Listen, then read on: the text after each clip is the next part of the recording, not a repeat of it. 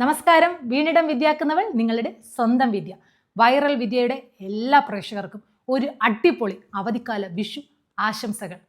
Past, present, future ഇതിൽ ഏത് കാലം എടുത്താലും മനസ്സിന് സുഖം തരുന്ന ഒരു കാലം എല്ലായിടത്തും ഉണ്ട്. അത് അവധിക്കാലമാണ്. വെക്കേഷൻ തുടങ്ങി, ഇനിയാണ് അങ്കപ്പുറപ്പാട്. കഴിഞ്ഞ അധ്യയന വർഷത്തിൽ സ്കൂൾ തുറന്നപ്പോൾ പുതിയ ബാഗും ചെരുപ്പും ബുക്കും ഒക്കെ വാങ്ങി സ്കൂളിലോട്ട് തള്ളി വിട്ടത് മാത്രമേ ഓർമ്മയുള്ളൂ.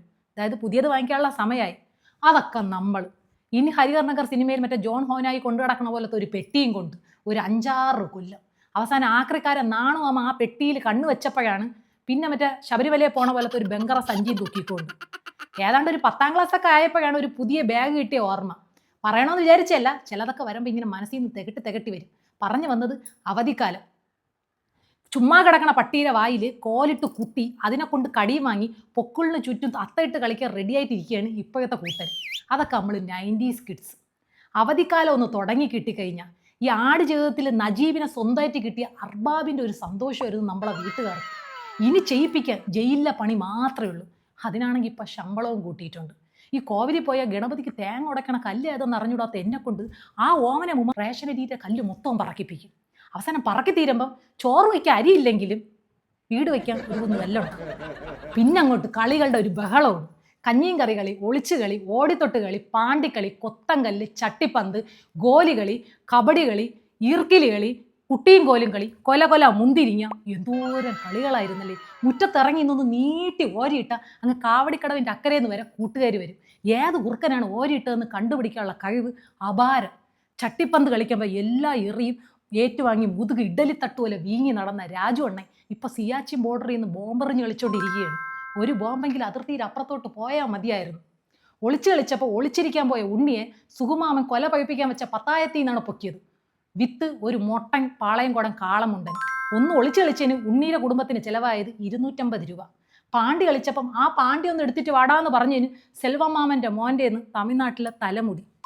മൈലാഞ്ചി ഇട്ട് കൊടുത്തപ്പം കുറച്ചുകൂടെ കളറായിക്കോട്ടെ എന്ന് വിചാരിച്ച് ഇത്തിരി ചാണകം തേച്ചിട്ട് കൊടുത്തതിന് ആ സംഗീതേര വക നീറുന്ന കുറച്ച് ഓർമ്മകൾ. ഇപ്പോഴും കളികൾക്കൊന്നും ഒരു കുറവുമില്ല. പക്ഷേ ശരീരം അനങ്ങണില്ല എന്ന് മാത്രം. ഒന്നീ ടി വിയുടെ മുന്നിൽ അല്ലെങ്കിൽ ഫോണിൻ്റെ ഉള്ളിൽ. ഇത് നമ്മൾ വെളിയിൽ നിന്ന് കേട്ട് കഴിഞ്ഞാൽ വെടിയും ഒച്ചയും മാത്രം. നമ്മൾ വിചാരിക്കും അമേരിക്ക ഇറാൻ വീണ്ടും കലിപ്പ് തുടങ്ങിയെന്ന്. അതുപോലെ ഇലക്ഷൻ സമയത്ത് ഈ സ്ഥാനാർത്ഥികൾ വോട്ടർമാർക്ക് കൊടുക്കുന്ന ഒരു പ്രകടന പത്രികയില്ലേ, വെറും വാഗ്ദാന പത്രിക. അതുപോലെ എല്ലാ വെക്കേഷനും അച്ഛൻ നമുക്കും ഒരു പ്രകടന പത്രിക തരാറുണ്ട്.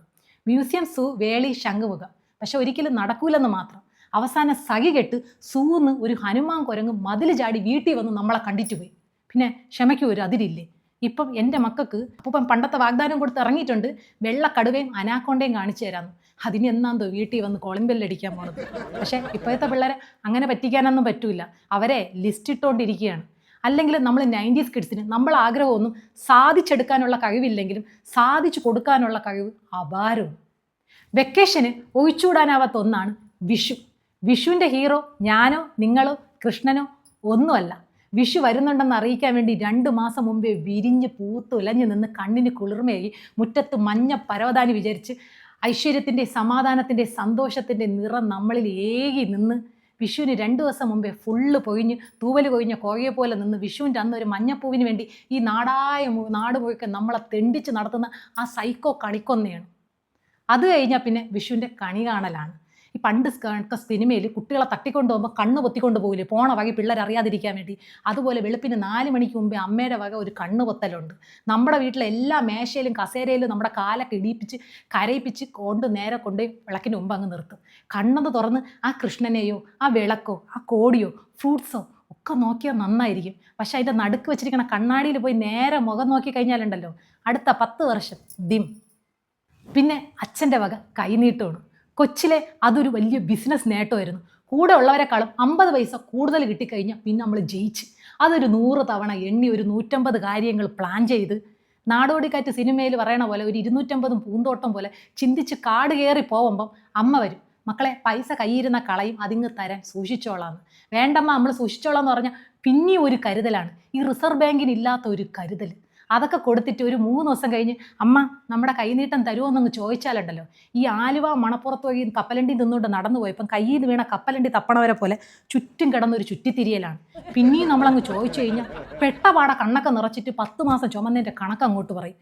അത് കേട്ട് കഴിയുമ്പം ഒരു 10 വർഷത്തെ വിഷു കൈനീട്ടം അഡ്വാൻസായിട്ട് വാങ്ങിയിട്ട് അമ്മയുടെ തന്നെ അങ്ങ് കൊടുത്താലോ എന്ന് നമുക്കങ്ങ് തോന്നിപ്പോവും. അവസാനം അച്ഛൻ്റെ മനസ്സലിഞ്ഞ് ഉത്സവത്തിന് കൊണ്ടുപോകുമ്പോൾ ഒരു PP വാങ്ങിത്തരും. ആ PP പകൽ ഊതി കഴിഞ്ഞ് കഴിഞ്ഞാൽ ചെവിയും തലയും കേൾപ്പിക്കൂലെന്ന്, രാത്രി ഊതി കഴിഞ്ഞാൽ പാമ്പിനെ ക്ഷണക്കത്ത് കൊടുത്ത് വിളിച്ചു വരുത്തുന്നു. പിന്നെ ഇതെന്തിന് വാങ്ങി തന്ന അപ്പൻ്റെ താടി ഊന്ന് കൊടുക്കാനാ? അതൊക്കെ ഇപ്പോൾ പിള്ളേർ കൈനീട്ടം വാങ്ങിക്കണത് വരെ ഡിജിറ്റലായി QR കോഡും കൊണ്ടാണ് നടപ്പ്. ഓരോന്നിനും അവർക്ക് വ്യക്തമായ പ്ലാനുണ്ട്. അവരോട് ചോദിച്ചാൽ തന്നില്ലെങ്കിലാന്ന് വിചാരിച്ചിട്ട് നമ്മളെ ചോദിച്ച് നാണം കെടയില്ല. നമ്മളെ QR കോഡെന്ന് പറയണത് ഓമനമ്മൂമ്മയുടെ ചട്ടുകത്തിൻ്റെ പാടായിരുന്നു. അതൊക്കെ ഒരു കാലം. ഇപ്പം പിന്നെ പറഞ്ഞിട്ട് കാര്യമില്ല. സ്കൂൾ അടയ്ക്കേണ്ട താമസം സമ്മർ വെക്കേഷൻ ക്യാമ്പ് അങ്ങോട്ട് തുറക്കും. കൂട്ടത്തിൽ കുട്ടികൾ സകലകല വല്ലഭനായിക്കോട്ടെ എന്ന് വിചാരിച്ച് പാരൻസിൻ്റെ വക extra. Cricket, football, kalari, karate, swimming, skating, violin, tabla, flute. കൂട്ടത്തിൽ സ്ട്രെസ് റിലീസ് ചെയ്യാനുള്ള പ്രത്യേക കോച്ചിങ് ക്ലാസ്. മര്യാദയ്ക്ക് പശുവിൻ്റെ ഒപ്പം പാൽ കുടിച്ചുകൊണ്ടിരുന്ന കന്നിനെ പിടിച്ചിട്ട് നേരെ AC റൂമിൽ കൊണ്ടുപോയി കെട്ടിയിട്ട് കുപ്പിപ്പാൽ കൊടുക്കണ ഒരു അവസ്ഥയുണ്ട്. അവർ കളിച്ചോട്ടെ, ചുറ്റുമുള്ളവരെയൊക്കെ ഒന്ന് അറിഞ്ഞോട്ടെ, മാങ്ങയ്ക്ക് കല്ലെറിയട്ടെ, വീണൊന്ന് മുട്ടുമുറിയട്ടെ, കുറച്ച് കമ്മ്യൂണിസ്റ്റ് പച്ച തിരുമ്മി അങ്ങോട്ട് വെച്ചു കൊടുത്താൽ മതി. കൂടുതൽ കടുംപിടുത്തമൊന്നും വേണ്ട. ഒരു കണ്ണ് കൂടെ ഉണ്ടായിരുന്നാൽ മാത്രം മതി. അവരുടെ അവധിക്കാലം അവർ നല്ല പോലെ ആസ്വദിക്കട്ടെ, അല്ലേ? നന്ദി, നമസ്കാരം.